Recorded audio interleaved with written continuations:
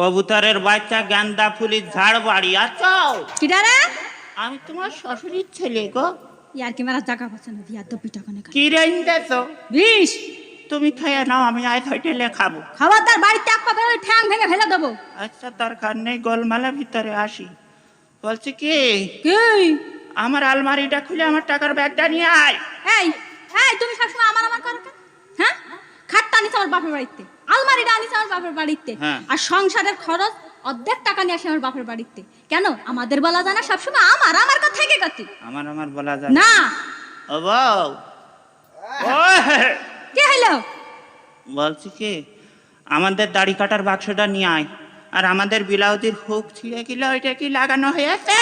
আমার সাথে আর কি মারা হচ্ছে তোমার? তুই কি আমার মান সম্মান রাখতে চাইস না চাইস নি? কেন আমি আবার কি করলাম? এই গফুর স্যার বাড়ি যেয়ে 10 বছর আগে বলে আসিছিস তোর বয়স 16, আবার এই 10 বছর পরে গিয়েও তোর বয়স 16 কি করে হয়? হারে শোনো, আমি হলাম এক কথার মানুষ, কথা ঘুরোতে পারবো না। 10 বছর আগেও বলিস আমার বয়স 16, এখনো বলছি 16, 20 বছর পরে যেও বলবো আমার বয়স 16। ও কথা ঘুরোতে পারবো না, না? কোনো রকম কথা ঘুরোতে পারবো না। আচ্ছা বুঝতে পারিছি। এই জায়গা যাক। শোনো, তুমি গত মাসে শাড়ি আনতে চলে, সে শাড়ি কই?